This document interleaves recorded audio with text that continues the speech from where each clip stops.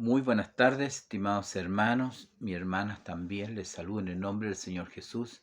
Amados pastores, mis pastoras también les saludo cariñosamente, esperando que ustedes estén bien bajo la mano poderosa del Señor. Todos nosotros estamos bajo su mano poderosa y esperamos que así el Señor nos siga guardando.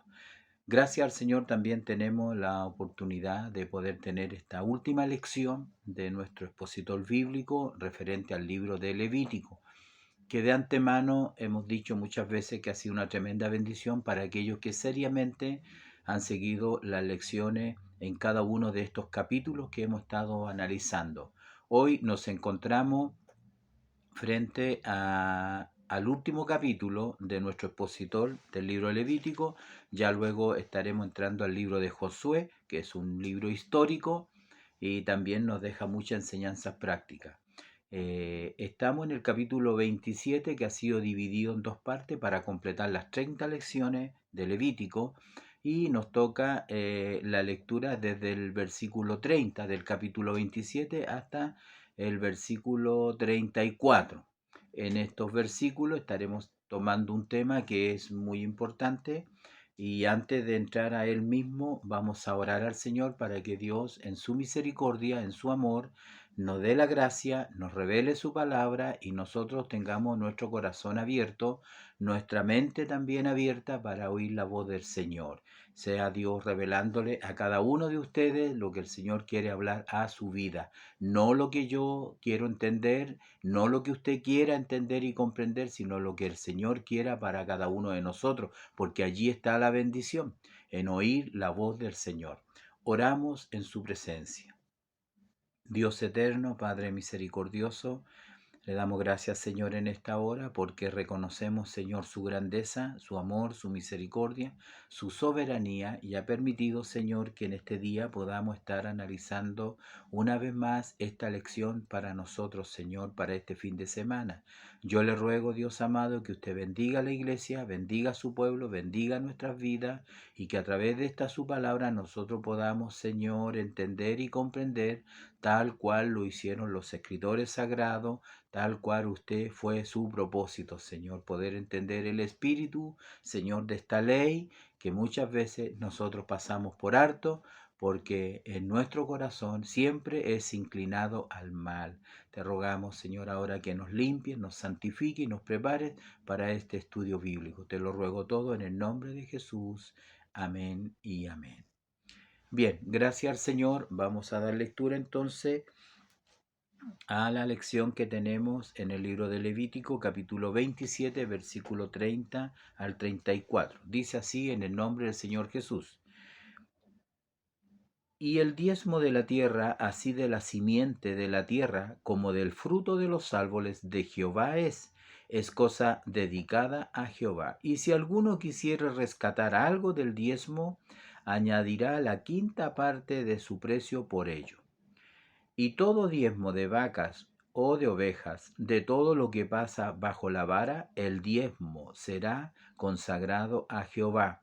No mirará si es bueno o malo, ni lo cambiará, y si lo cambiare, tanto él como el que se dio a cambio serán cosas sagradas, no podrán ser rescatados. Estos son los mandamientos que ordenó Jehová a Moisés para los hijos de Israel en el monte Sinaí.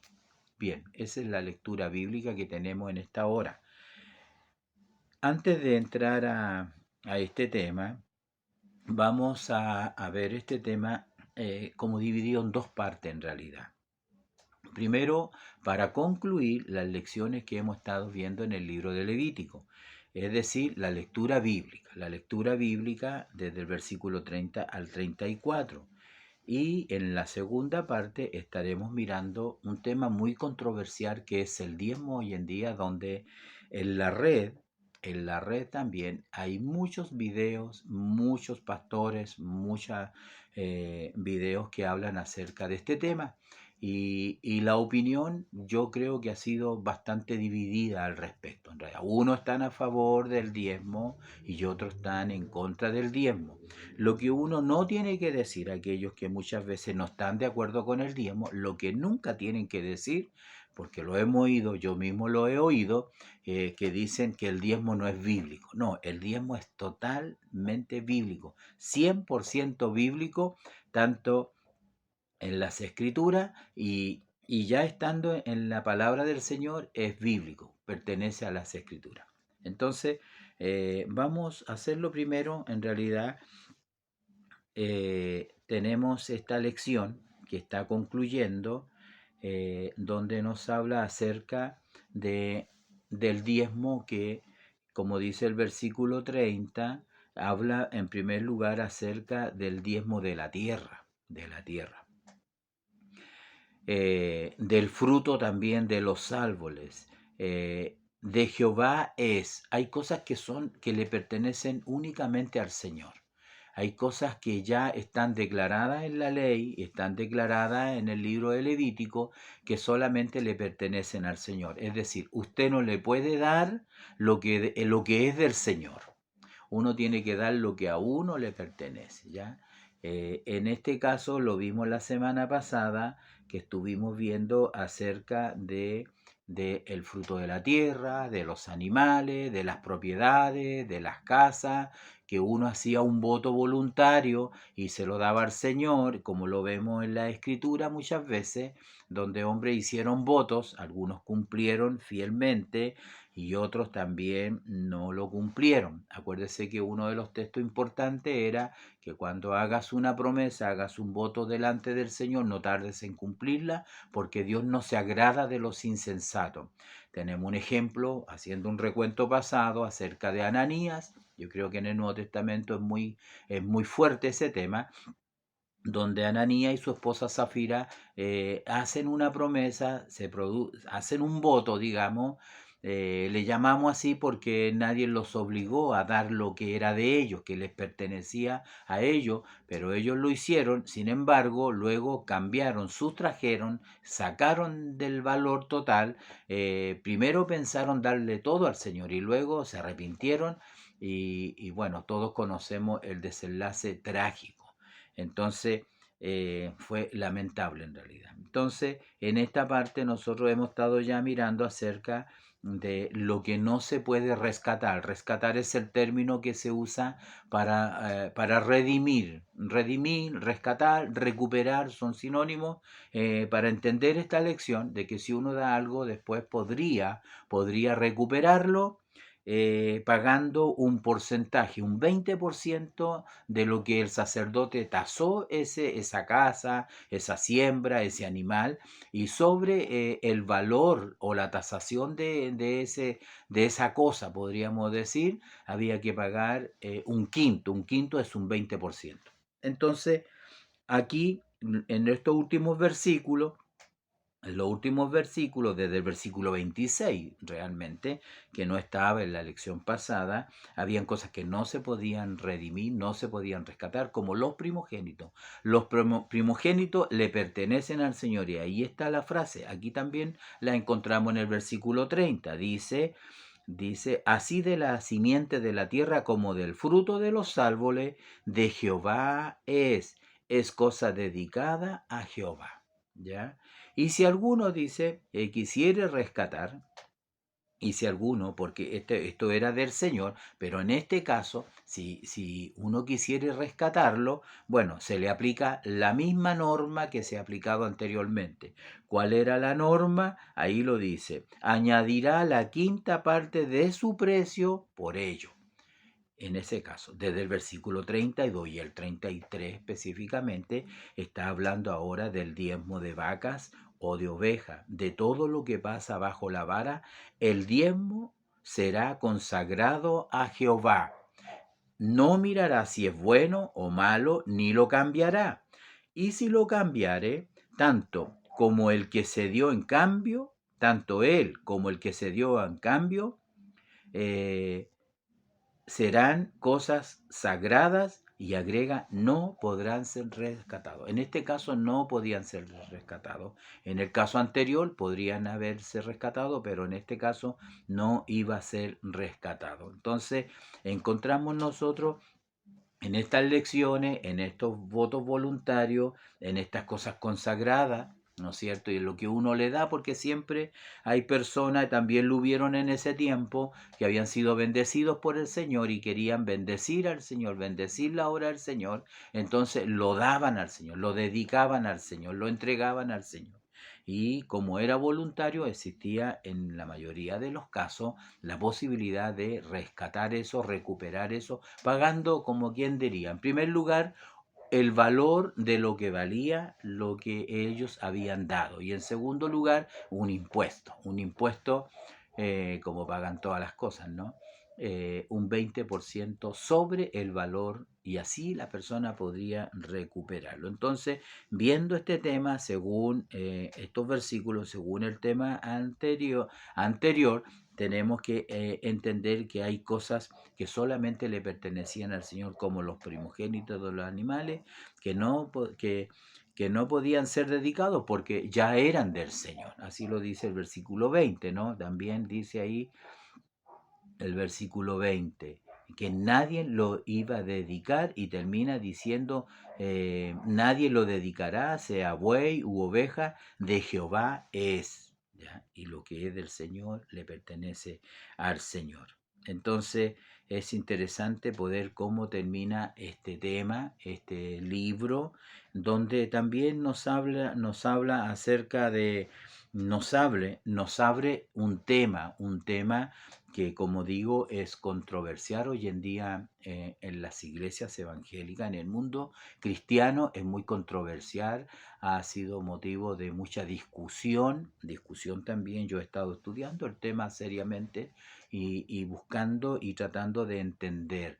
Hoy en día hay personas que aceptan todo lo que es de la ley de Dios. De hecho, nosotros mismos, la ley moral de Dios, y prácticamente toda la ley se cumple. Y de hecho Jesús cumplió toda la ley y Jesús no abolió la ley. Y toda la ley se cumple porque aunque la ley ceremonial no se cumple, nosotros no lo hacemos, los judíos tampoco, porque ya no hay sacrificio de animales, pero se entiende porque finalmente el sacrificio se hizo.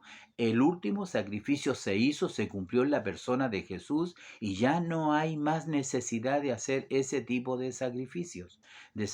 Entonces, la ley ceremonial prácticamente no es que haya quedado obsoleta o que ya no tenga validez. Siempre tuvo validez, siempre tuvo. La ley de Jehová, recuerde que el salmista dice que la ley de Jehová es perfecta, la ley de Jehová es justa. Y para los que entienden un poco más de teología, saben que la ley es el ayo que nos lleva a Cristo, que nadie puede cumplir la ley y esa situación se permite para que nosotros podamos clamar y Dios sea nuestro rescatador al final.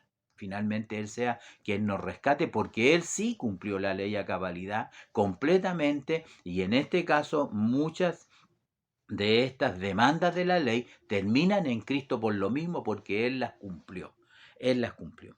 Entonces, nosotros podemos ver que cuando uno habla acerca del diezmo, ya lo vimos acá, ellos tenían que diezmar de todo lo que la tierra daba, lo que de los animales y tenían que apartar el 10%. Todo el mundo cristiano sabe que es el 10%.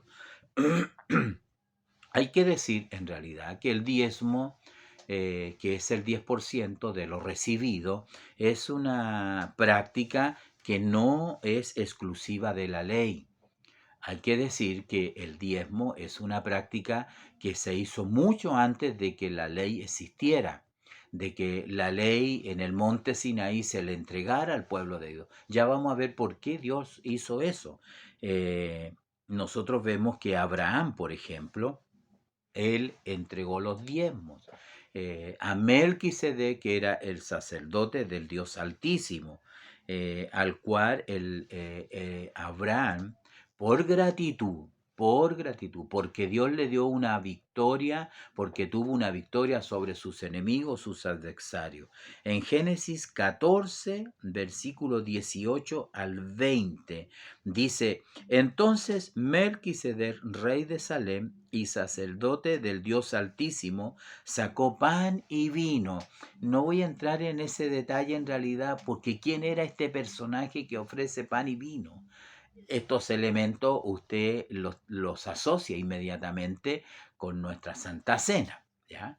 Entonces es un personaje interesante, eh, que algunos dicen que fue una aparición de Cristo, una cristofanía, pero lo vamos a dejar hasta allí en realidad, ¿ya?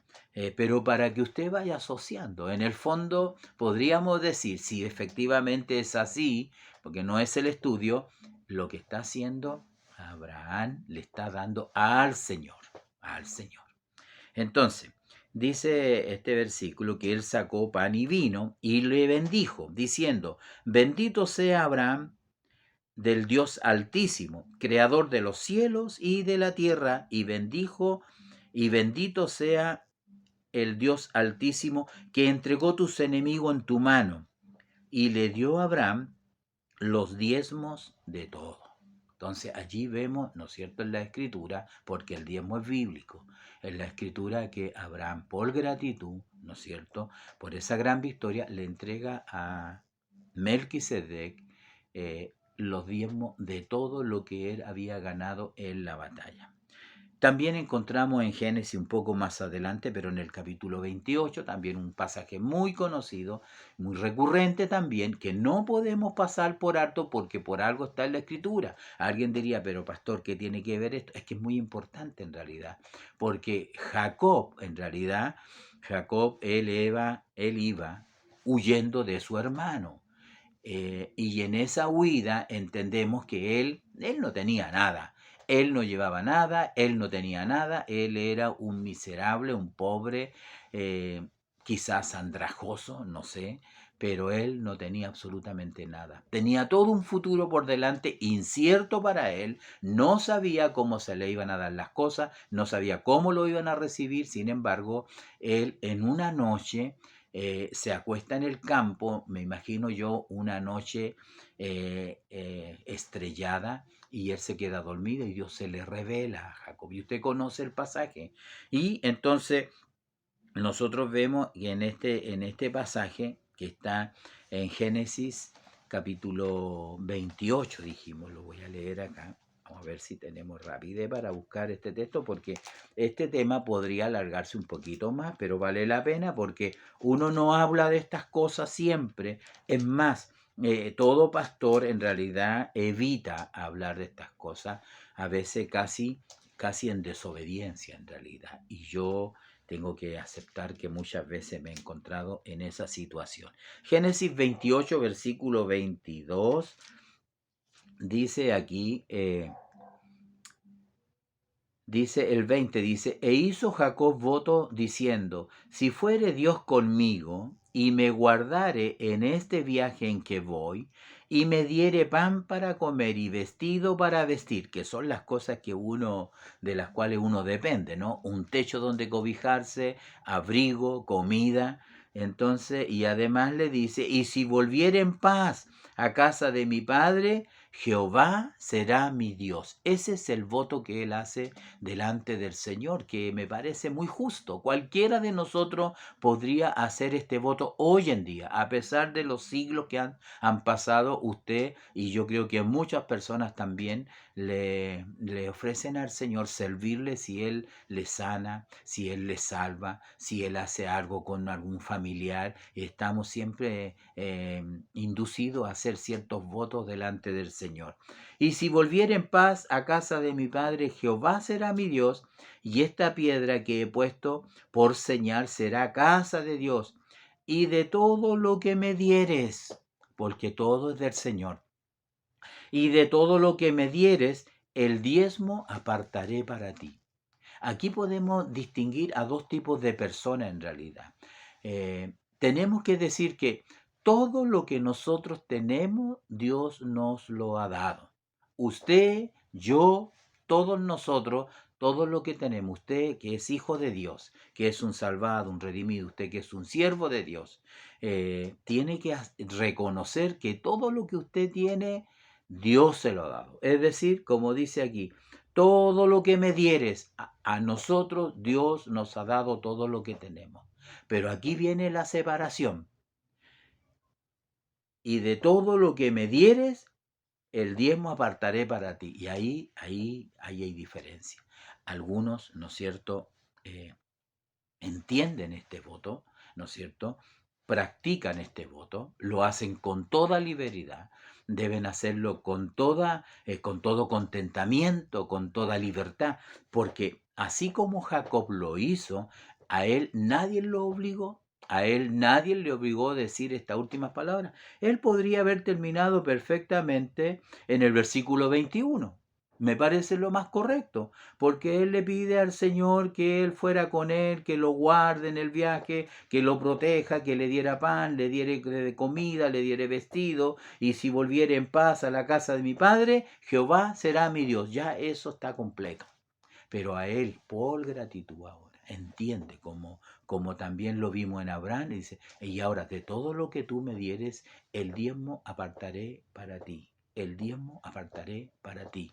Entonces vemos que él lo hace de todo su corazón, con toda su alma. Entonces entendemos nosotros que en el tiempo podemos decir que el diezmo es antes de la ley, durante la ley, que usted eso lo conoce perfectamente, y yo me atrevería a decirlo con toda responsabilidad, está totalmente vigente después de la ley, aunque tenga otro nombre, aunque tenga otra manera de hacerse, pero es totalmente bíblico, es el mismo espíritu.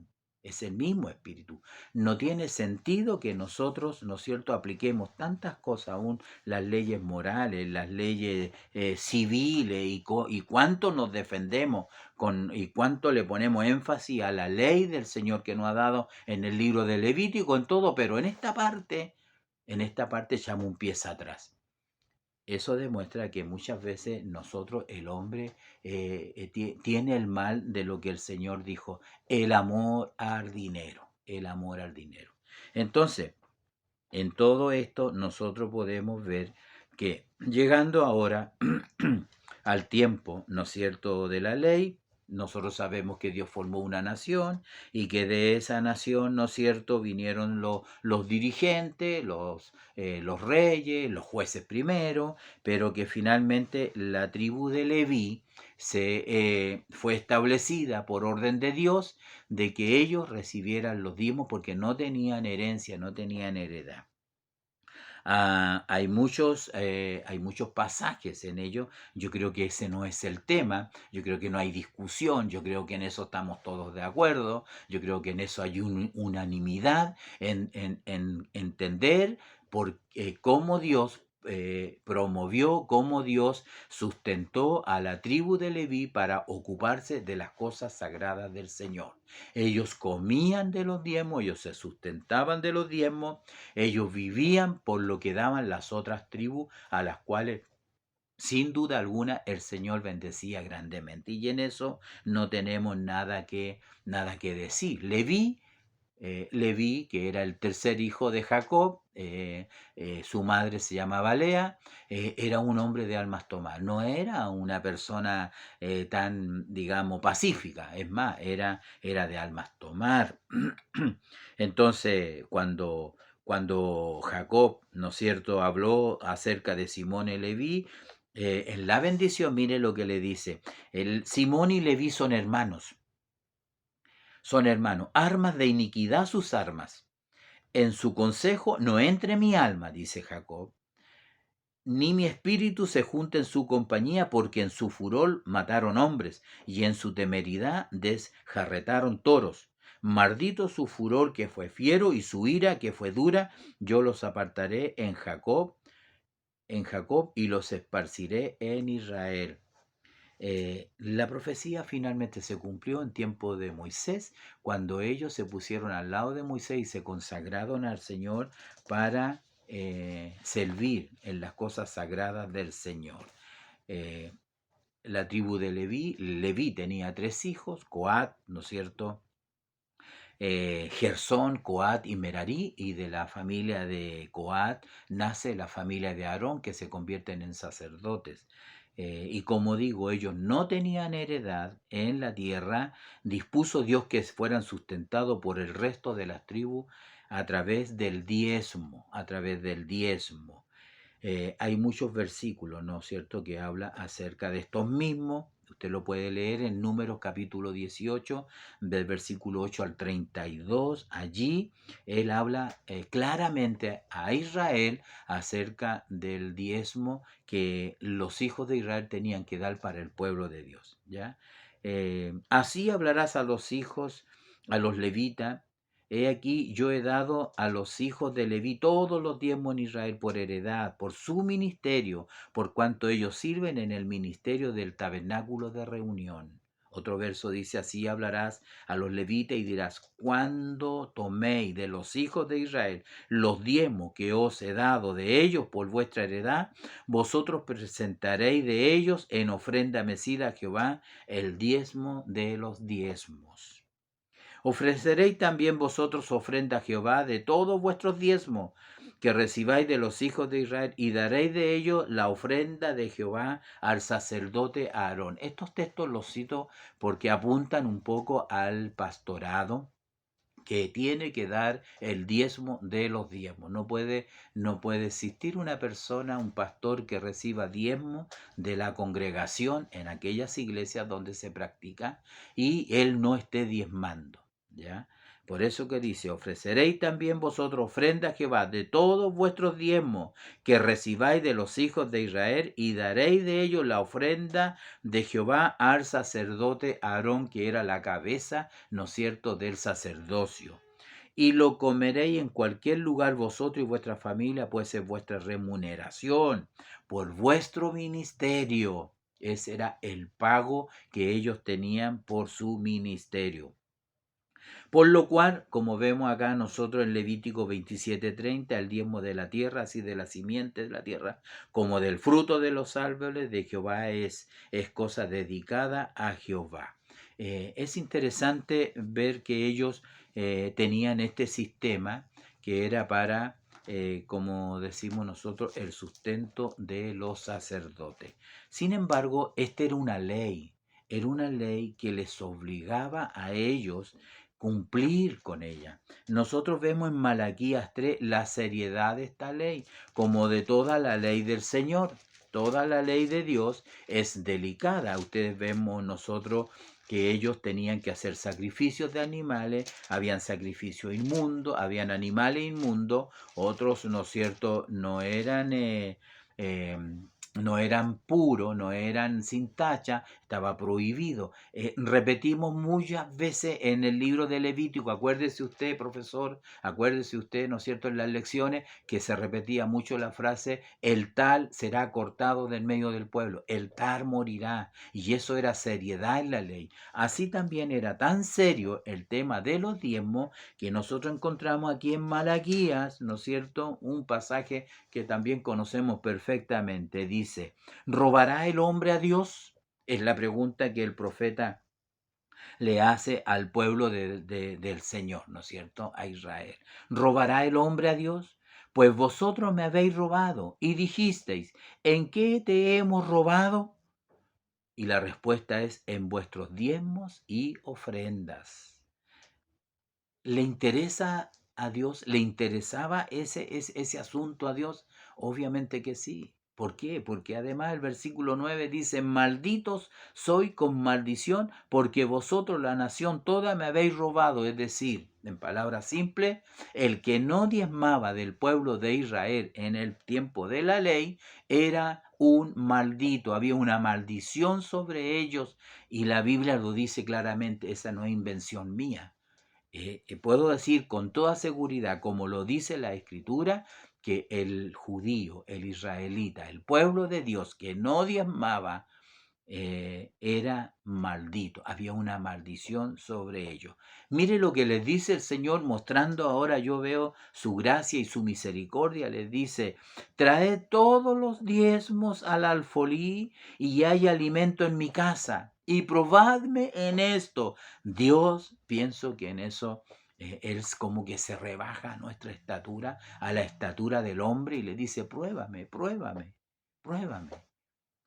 en esto. Y dice, y haya alimento? Probadme ahora en esto, dice Jehová de los ejércitos, si no abriré las ventanas de los cielos y derramaré sobre vosotros bendición hasta que sobreabunde. Qué increíble. Así es Dios. Conócelo a Dios. Conoce cómo trabaja el Señor.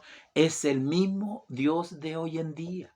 ¿Por qué lo cambias? ¿Por qué cambiamos los principios de Dios? ¿Acaso si el hombre no le da a Dios hoy en día una ofrenda, un voto, una cosa, ¿no es cierto?, voluntaria, Dios no te va a bendecir? Dios te va a bendecir. Pruébalo en esto, pruébalo, pruébalo. Pero algunos en realidad quiero, no sé cómo se dice la palabra, pero yo estoy repitiendo hace ya algún tiempo en círculos más internos, no entiendo por qué algunos prefieren vivir escasamente. No sé por qué algunos eligen vivir pobremente, con muchas necesidades, con mucha aflicción por el tema del dinero, de los recursos. Cuando Dios está ofreciendo aquí, pruébame en esto, a ver si no voy a abrir las ventanas de los cielos y derramaré sobre vosotros bendición hasta que sobreabunde. Echa el pan sobre las aguas y después de muchos días lo vas a encontrar. Entonces, este es un tema de fe. Es un tema de fe delante del Señor. Nadie que le da al Señor, como le dijo el profeta a esa viuda que no tenía nada más que comer que hacer una tortillita de rescoldo, un pancito, era lo único que tenía. Usted conoce el pasaje. ¿Por qué no aprendemos de esos principios, digo yo? ¿Por qué no entendemos lo que el Señor nos muestra a través de la palabra y cerramos las puertas como creyendo los grandes teólogos que entendemos la palabra del Señor y no entendemos nada? No entendemos, no conocemos al Dios que servimos. Entonces el profeta le dice a la viuda le dice, es lo único que tengo ahora, lo iba a cocerlo para comerlo con mi hijo y echarnos a morir porque la esperanza se había terminado. Y el profeta le dice, haz como tú lo has dicho, prepare el pancito, pero dame a mí primero. ¿No le parece que eso es tiempo? Dame a mí primero, pero no tiene nada que digamos, tiene el mismo principio. Amados pastores, amadas pastoras, mis hermanos amados, hermanos de las iglesias locales, tiene el mismo principio, ese mismo, y lo voy a comprobar con la palabra del Señor, no en el Antiguo, en el Nuevo Testamento. Entonces, qué importante es poder entender, como dice aquí estos textos, si no abriré las ventanas de los cielos y derramaré sobre vosotros bendición hasta que sobreabunde. Qué interesante. Israel era una nación agrícola y ganadera. Y dice la palabra del Señor, y todas las naciones os dirán, bienaventurados, porque seréis tierra deseable, dice Jehová de los ejércitos. Esa es la bendición que el pueblo del Señor tiene, ¿no? Entonces, es interesante cómo el Señor nos va mostrando en esta. Lo que quiero especificar en esta parte es que en la ley de Moisés, el diezmo estaba totalmente vigente y quienes no lo cumplían y no lo hacían era cosa grave. Y no solamente en temas de el diezmo, no solamente, sino que en toda la ley, en toda la ley. Yo hice un comentario, no sé, el estudio pasado, lo vuelvo a recalcar hoy en día, y esto tiene mucha vigencia porque tiene mucho sentido, tiene mucho sentido. Cuando ellos se quedan o se quedan con lo que es del Señor, pues yo recuerdo un pastor que nos enseñaba, y muchos de ustedes también en la iglesia local también lo recuerdan y también casi lo veneran. Y él decía, ¿no es cierto?, que el diezmo era como un canasto con fruta que tenía 9 partes. Uno sacaba las 9 partes y le devolvía el canasto. Algunos se quedaban con el canasto, decía. Entonces, cuando se quedan con el canasto, ¿cómo Dios nuevamente les va a bendecir? Entonces, había que devolver el canasto, tomar las 9 partes, porque al otro mes, nuevamente, ahí estaba el canasto con las 9 partes. Así lo decía, como podríamos decir, con peras y manzanas. Entonces, es importante conocer este tema, que es lo que vamos a mirar, ¿no es cierto?, un poco más adelante. Dios bendijo a Jacob por el voto que hizo. antes de entrar un poco más al Nuevo Testamento. ¿Acaso Dios lo bendijo? Porque Él hace un voto. Y realmente nosotros encontramos en Génesis 32, mire, yo encontré este versículo en realidad en Génesis 31, Génesis 32. Vamos a ver acá. ¿Ah? Génesis 31, 13. Vamos a ver si mi referencia está correcta. Bueno, primeramente Dios le dice a él cuando lo bendijo, porque lo bendijo de una manera espectacular en realidad. Él no tenía nada y cuando él regresó, le dice el Señor, yo soy el Dios de Betel, donde tú ungiste la piedra y donde me hiciste un voto. Es decir, el Señor lo había considerado lo que él había hecho. ¿Ah? Me hiciste un voto. Levántate ahora y sal de esta tierra y vuélvete a la tierra de tu nacimiento. A la tierra de tu nacimiento. Entonces, luego de pasar algunos años en esa tierra, Jacob se devolvió. ¿Pero cómo volvió? ¿Volvió como iba? No, no es así. Volvió tremendamente bendecido. Yo tomé el versículo 32 del 13 en adelante. Observe, de toda la riqueza que él tenía, de toda la hacienda que él tenía, para enfrentar a su hermano que lo buscaba para matarlo, que el Señor después cumplió la promesa porque él le dijo, líbrame de mis enemigos. Entonces Esaú era su enemigo, quería matarlo por haberlo engañado, pero Dios había aplacado el corazón, la ira de Esaú, y él lo encontró y se dieron un fuerte abrazo. Y dice el versículo 13 al 15, dice, y durmió, dice, aquella noche Jacob y tomó lo que le vino a la mano, un presente para su hermano. Esa expresión, un presente a la mano, él lo hizo en forma rápida. Tomó un poco de aquí, un poco de allá, un poco de aquí, un poco de acá, pero eso que él tomó quiero leérselo. Mire lo que dice. Dice, y un presente para su hermano. 200 cabras. 200 cabras y 20 machos cabríos. 200 ovejas y 20 carneros. 30 camellas paridas con sus crías. 40 vacas y 10 novillos, 20 asnas y 10 borricos. Y lo entregó a su siervo para que se lo entreguen a su hermano. Eso es una tremenda hacienda. Y eso fue lo que él tomó así, como quien dice, a la rápida, ¿no? ¿Se imagina usted cuánta era su riqueza? ¿Bendice Dios o no bendice? Dígame usted. ¿Cuáles son las condiciones para que Dios te bendiga? ¿Cuáles son las condiciones? ¿Cerrar tu mano o abrir tu mano generosamente? Porque al que da al pobre, a Jehová presta. Y Dios nunca va a ser, ¿no es cierto? Nunca Dios te va a deber nada. Tú nunca le vas a cobrar a Dios, jamás. Jamás Él lo va a hacer. Entonces, como podemos ver, el diezmo que se daba en ese tiempo y en la ley del Antiguo Testamento exigía, habían varios diezmos, no solamente uno. Por ejemplo, uno era para los levitas, otro era para los usos del templo, para los sacerdotes, para las fiestas también, y otro era para los pobres de la tierra, para la viuda y todo aquello en realidad, lo cual en algunos casos elevaba a más del 20%, casi el 23% de lo que ellos tenían que dar. Entonces es importante que nosotros eso lo tengamos totalmente claro, porque si no entendemos la ley, si no entendemos, como diría alguien, la figura, nunca vamos a entender lo que es real, lo que es real. Entonces, era un método de tributación, ¿no es cierto?, para cubrir las necesidades de los sacerdotes, de los levitas, en el sistema de sacrificios que ellos hacían.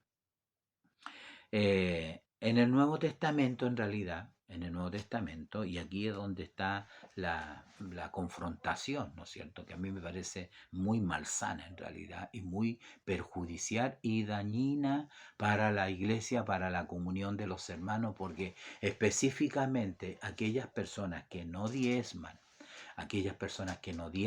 procuran por cielo, mal y tierra, procuran que los otros hermanos tampoco lo hagan, y eso es pecado. eso es maldad, que recibirá una retribución conforme a su maldad, porque de todo lo que nosotros hiciéremos recibiremos el justo pago en realidad también. Por lo tanto, mi consejo, ciertamente antes de entrar a este tema, es que si alguien no diezma, si un pastor no diezma, eh, si un hermano no diezma, que no lo haga, que no lo haga, no se complique, no lo haga.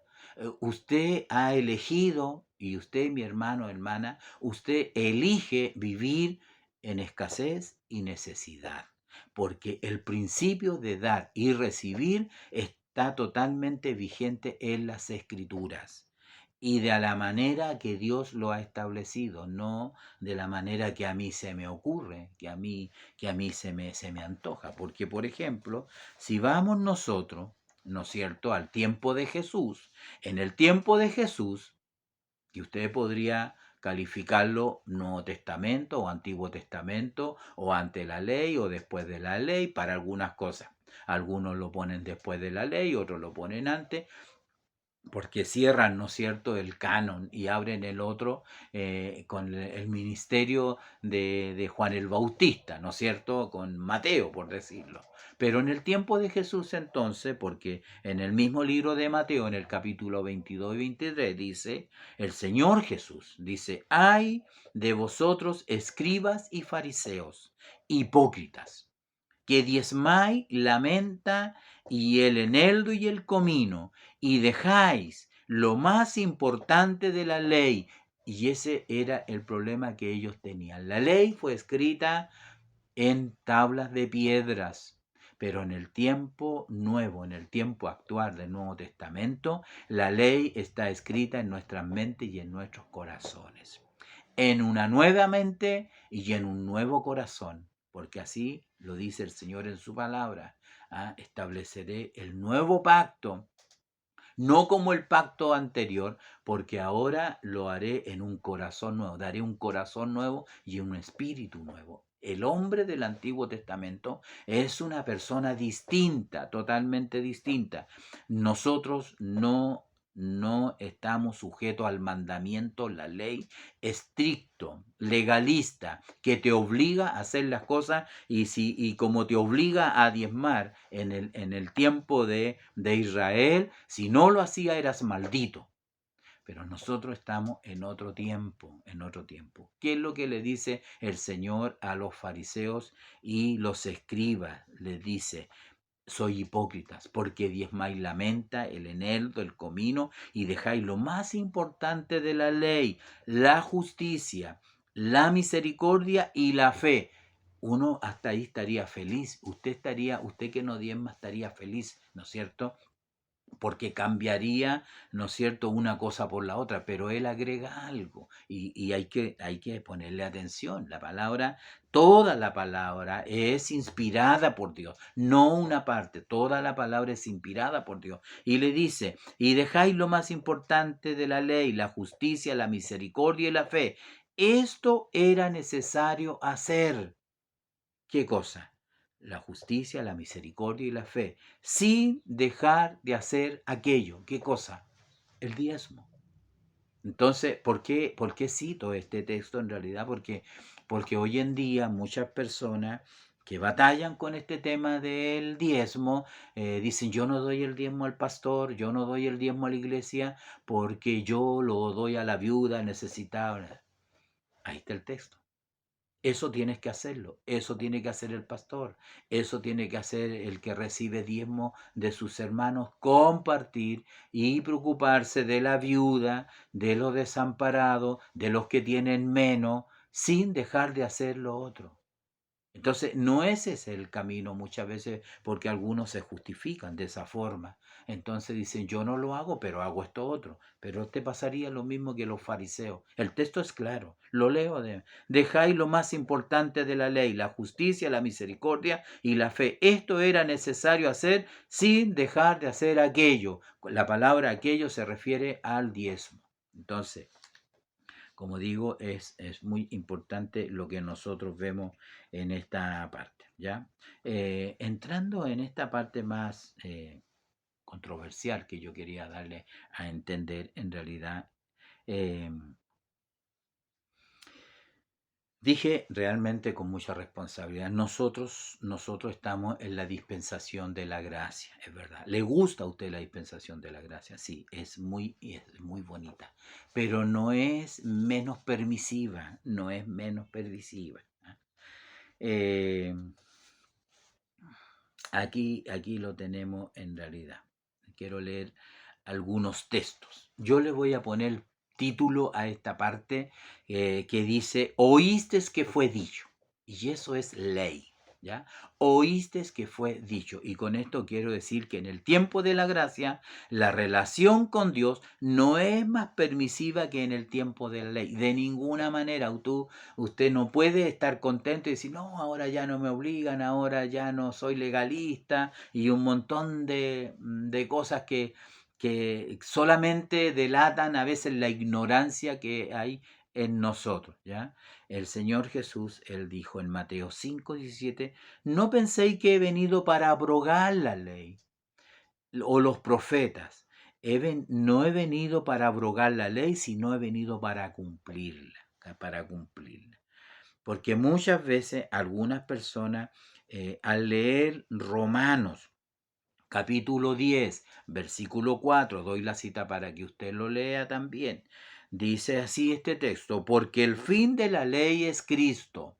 Entonces, cuando leen eso, piensan que ahí se termina toda la ley y ya no tiene validez y ya no tiene influencia y ya no tenemos que hacer nada con respecto a la ley. Dice, porque el fin de la ley es Cristo, pero para justificar a todo aquel que cree en Jesús. Es decir, la ley no te va a salvar, la ley no te va a justificar, la ley solamente, ¿no es cierto?, nos muestra que somos incapaces de cumplirla, como a ellos les pasó. Ellos fracasaron rotundamente con tratar de cumplir la ley. ¿Ya? Según las escrituras, la ley no está abolida, sino fue cumplida en Cristo. La ley no pasa, ella siempre está vigente. El cielo y la tierra pasarán, mas mis palabras no pasarán. Cristo cumplió la ley, pero tuvo que pagar el castigo que la ley estaba pidiendo, que es lo que era la muerte. Tomó nuestro lugar y por eso Jesús murió en la cruz para salvarnos a nosotros, para ocupar nuestro lugar que nosotros merecíamos, todo el género humano. Él murió por todo el mundo. Entonces tomó nuestro lugar y por eso hoy somos salvos y hoy somos libres del juicio de la ley, porque el alma que pecare, esa iba a morir, ¿ya? Entonces, como digo, este versículo de Romanos 10, versículo 4, a veces es mal interpretado. En realidad, las personas solo pueden recibir la justicia de Dios a través de Cristo. La justificación significa que Dios me ve a mí como una persona justa, habiendo sido pecador, pero confeso, el Señor toma los pecados y los clava en la cruz del Calvario, y ahora usted y yo somos nuevas criaturas y somos personas justas delante del Señor. Entonces, como podemos ver en esta parte, por eso que el Señor dijo, no penséis que he venido a abrogar la ley, sino he venido a cumplirla, ¿ya? Entonces, Romanos 3:21 también, porque aquí cuando hablamos del diezmo del Nuevo Testamento y del Antiguo Testamento, la ley, siempre confrontamos un poco la ley con la gracia, y eso en algunos textos he querido un poco ponerlo sobre la mesa, ¿no? Romanos 3:21 dice, luego, por la fe, ¿invalidamos la ley? Léalo usted mismo en la Biblia. Es una pregunta que el apóstol Pablo hace. Luego, por la fe, ahora que somos hombres de fe, ahora que estamos en la dispensación de la gracia, ¿ya? Luego, por la fe, ¿invalidamos la ley? El mismo apóstol responde en el mismo texto, en ninguna manera, sino que confirmamos la ley. Está claro, ¿no? Yo creo que eso no tiene otra mayor explicación.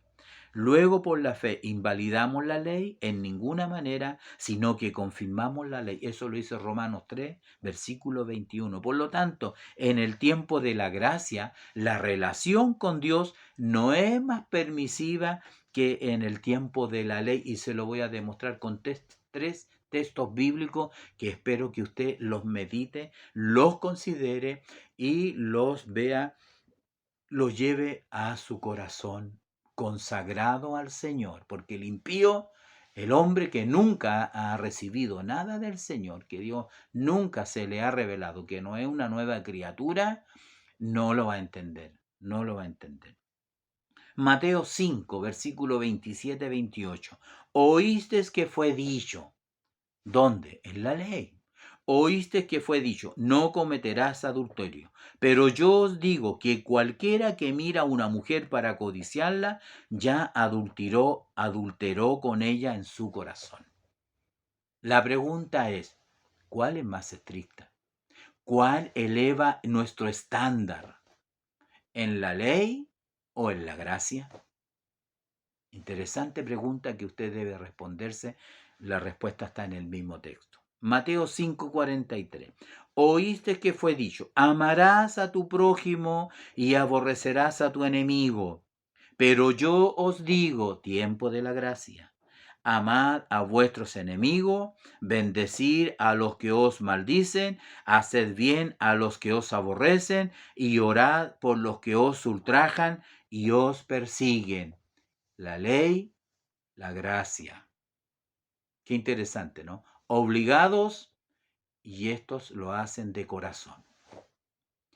Mateo 5:21. Son tres textos que quiero darle como muestra que es interesante considerar la gracia versus la ley.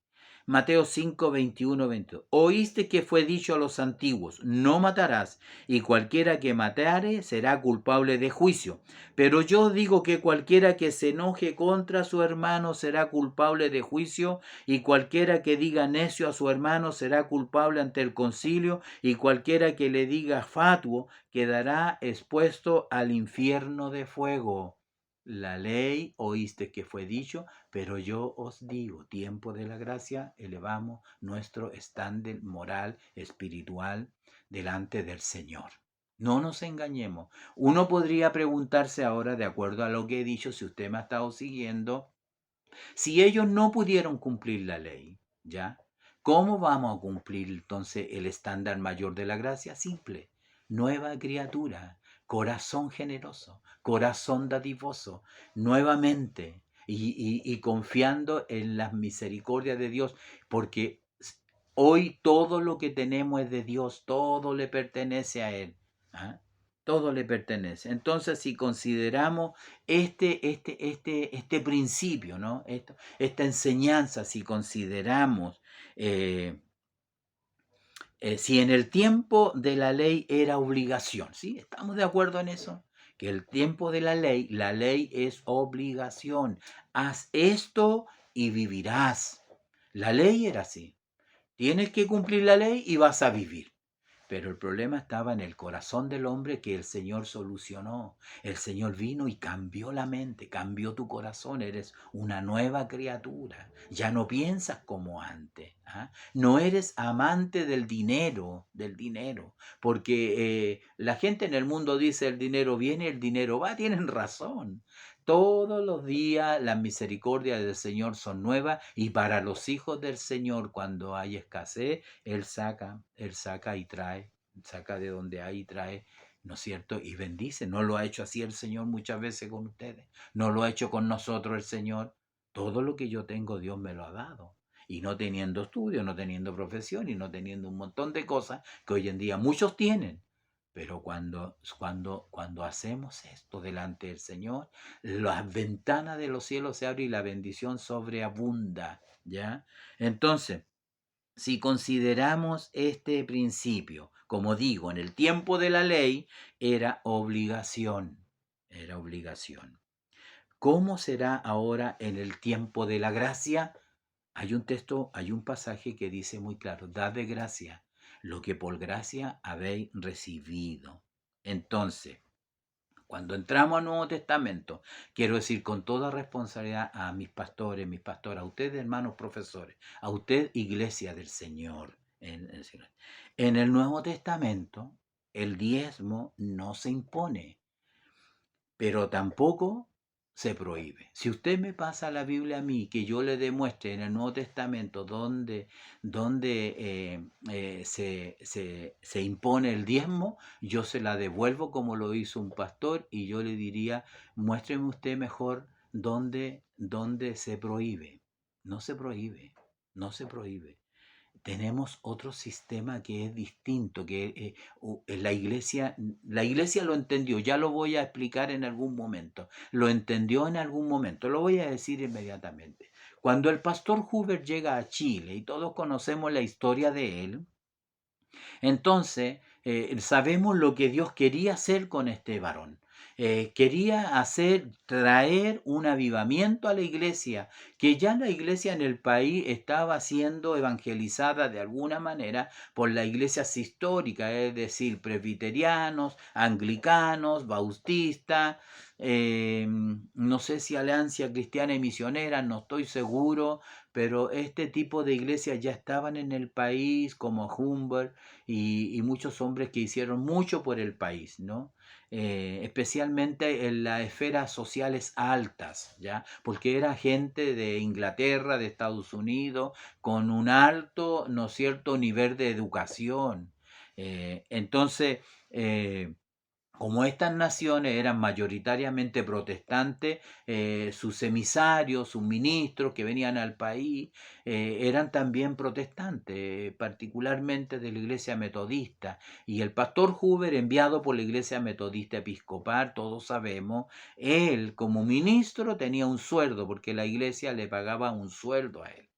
La iglesia, él era un pastor asalariado, él era un cirujano que dejó su profesión para dedicarse a evangelizar, para predicar, y así recaló en Chile y Dios lo usó como un instrumento poderoso para levantar una obra pentecostal en nuestro país, que usted la puede ver hoy en día. La iglesia metodista pentecostal, la iglesia evangélica pentecostal son las misiones más grandes que hay en el país, con suntuosos templos, con hermandad, pero la bendición de Dios no podemos negar. Miremoslo desde el punto de vista material, no nos pongamos en el tema espiritual, pero materialmente son iglesias muy bendecidas. ¿Por qué? Les voy a decir por qué.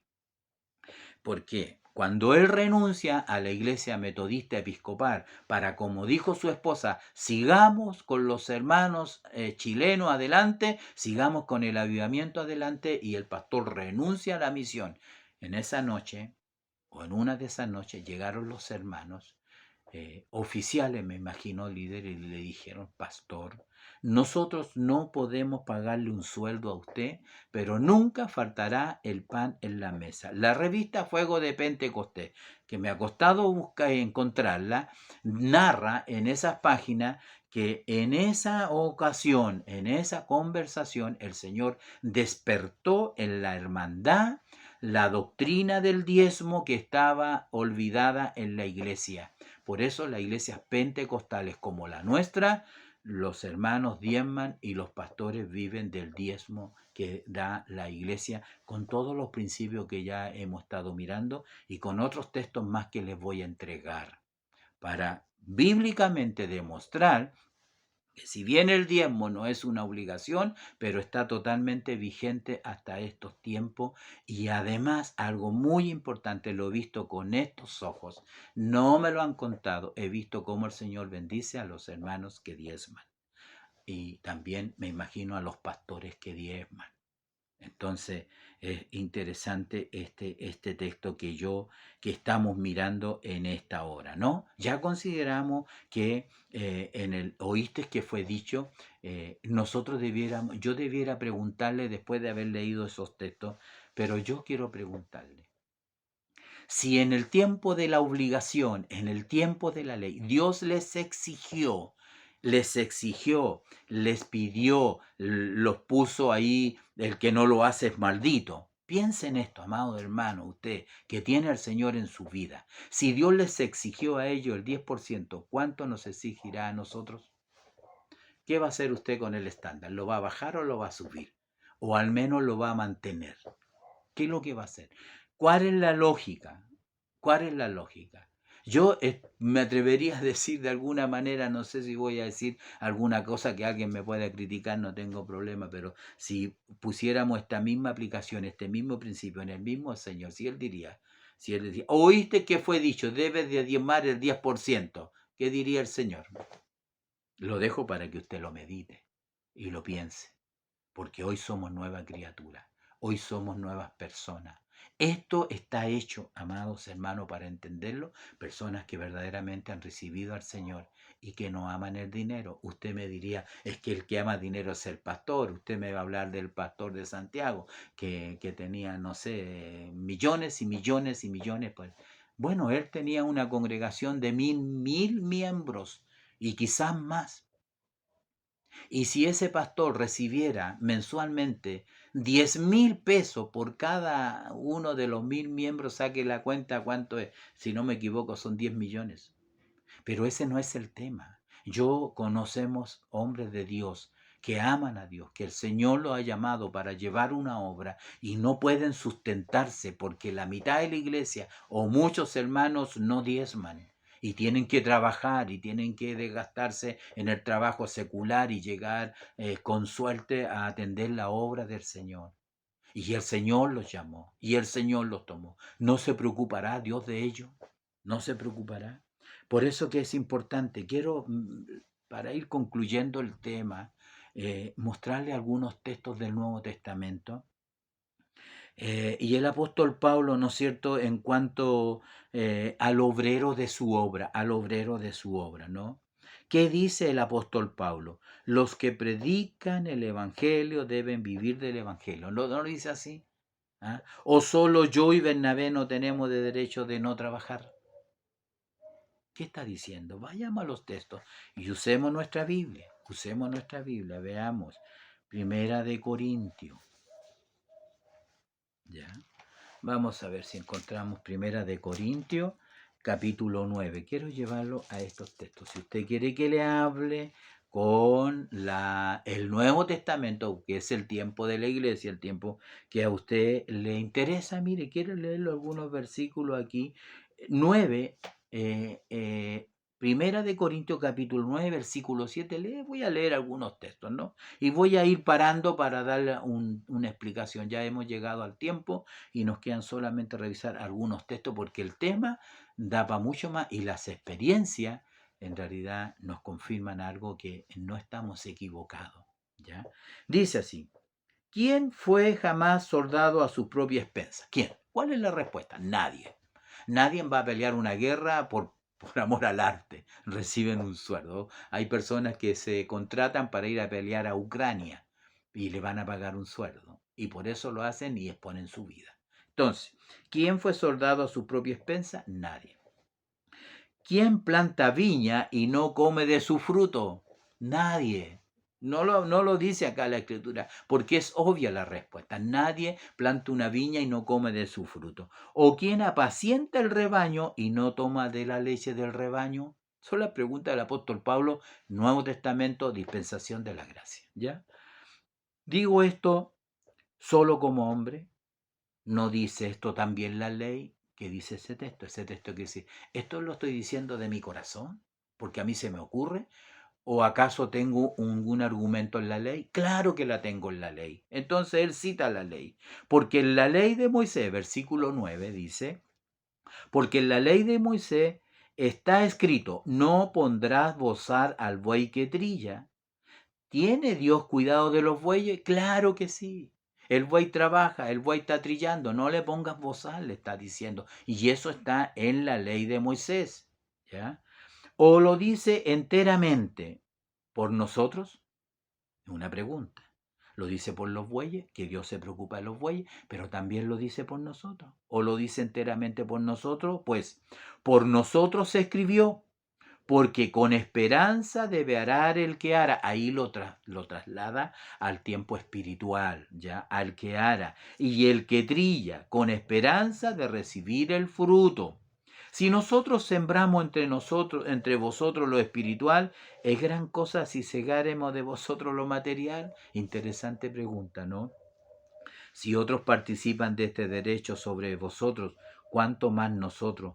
pero no hemos usado de este derecho. Cuando habla de derecho se está hablando de las ofrendas y los diezmos, digamos, podríamos decir, aunque tengan otro nombre, para su ministerio.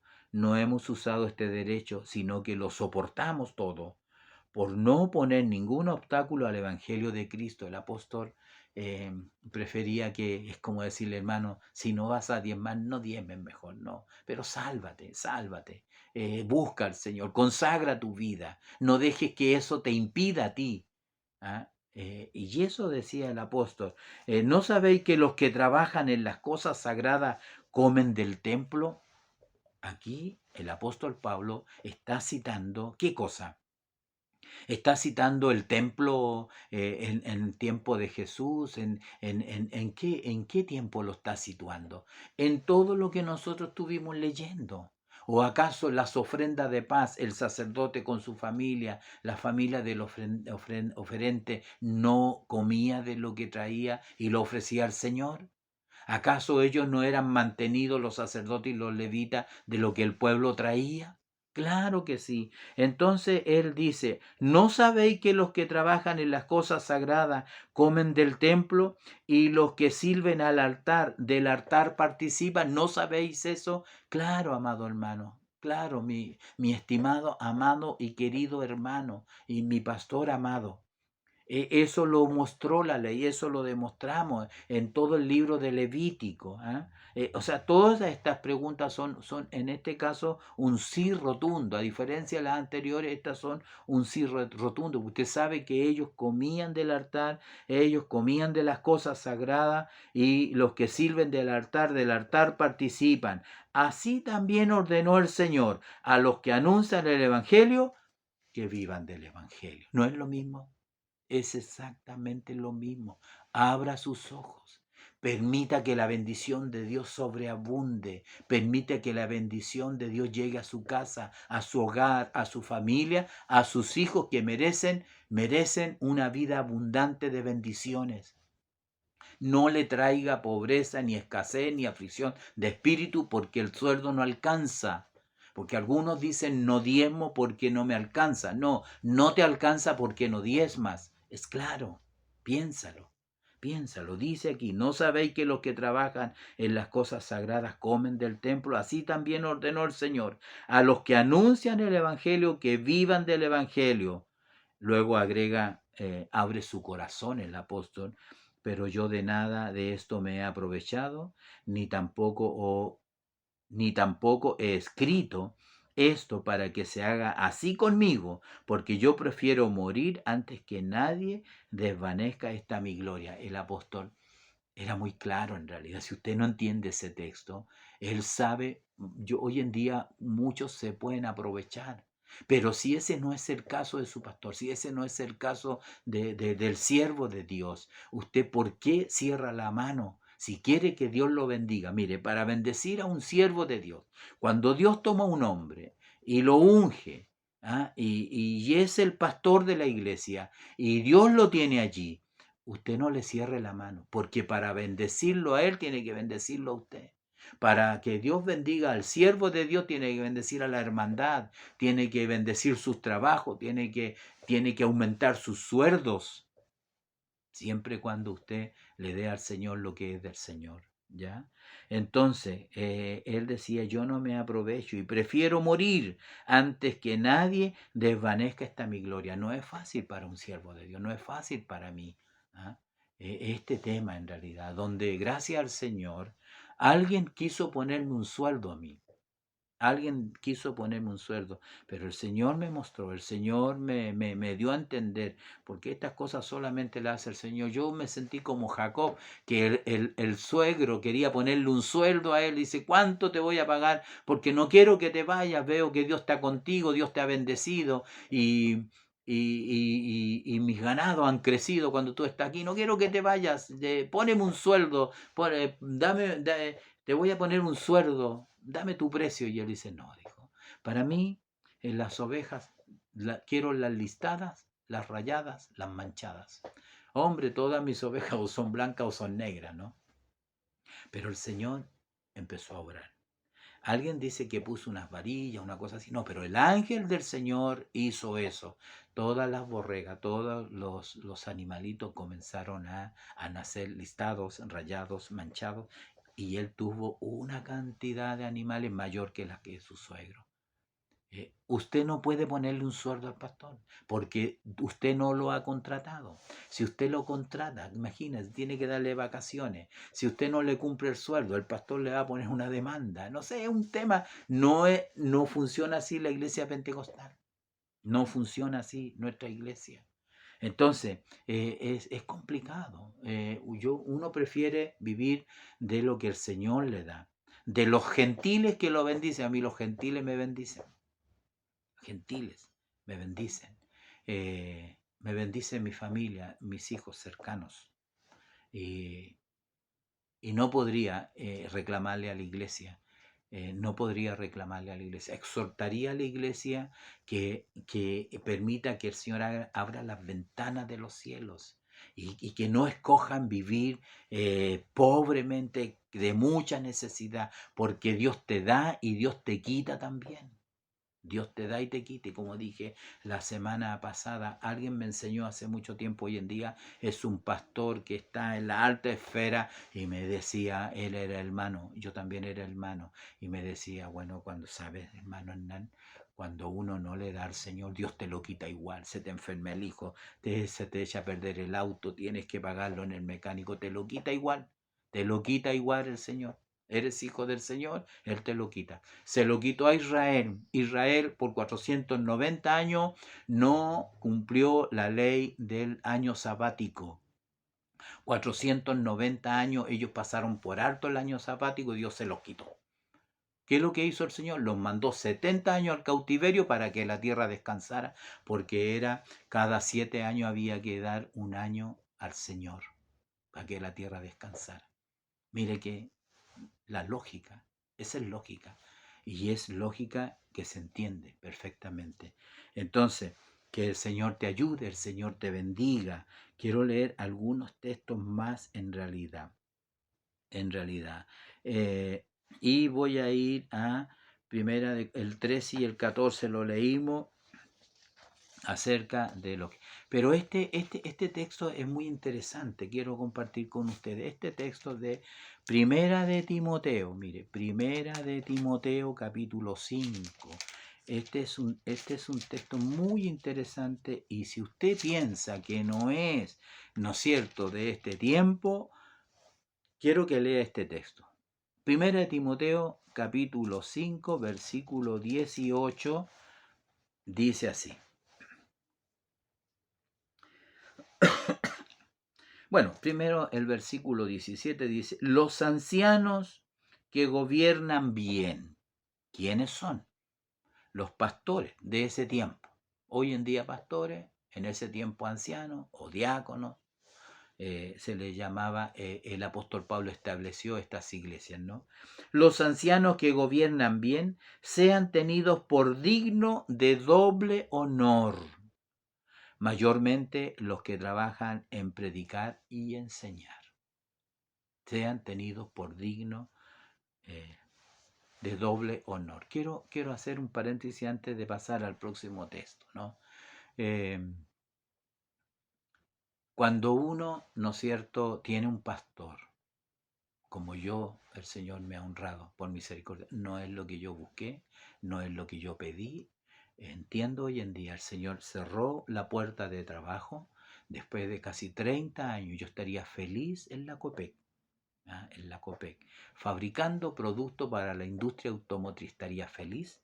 Mi sueldo seguramente sería equivalente a lo que el Señor me da hoy en día por misericordia, pero los beneficios que me daba en mi trabajo superarían largamente los beneficios que puedo tener hoy en día. Pero no es una queja, solamente estoy haciendo una comparación, nada más, nada más. Sin embargo, el estar en el ministerio es de agridulce en realidad, por estas cosas agrias, en esta confrontación, nos hace poner como en situaciones de pedir, de dar lástima. Yo siempre diezmé al Señor y le enseñé a mis hijos a diezmar y vi la bendición del Señor y no entiendo por qué algunos no entienden esto, no lo comprenden.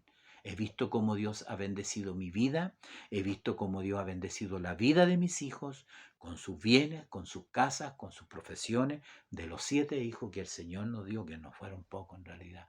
He visto cómo Dios la bendició. Y si me preguntan a mí cuál es el secreto, te puedo decir ciertamente: enséñale a tus hijos que diezmen. Tus hijos que van a ser profesionales el día de mañana, enséñale. No les enseñes a no diezmar. Hermano amado, no le hables a tu hermano y no les exhorte a no diezmar. Les estás haciendo un daño tremendo. Les estás haciendo un daño tremendo. Deja que cada cual con su mente, con su corazón, como enseñaba el pastor, piense en estas cosas benditas. El texto dice: los ancianos que gobiernan bien sean tenidos por dignos de doble honor, mayormente los que trabajan en predicar y enseñar. Pues la escritura dice: no pondrás bozar al buey que trilla, y digno es el obrero de su salario. ¿No está diciendo lo mismo el apóstol Pablo? El apóstol Pablo está diciendo lo mismo realmente. Entonces, como podemos ver en esta doctrina cristiana, eh, como una gracia de Dios, ¿ah?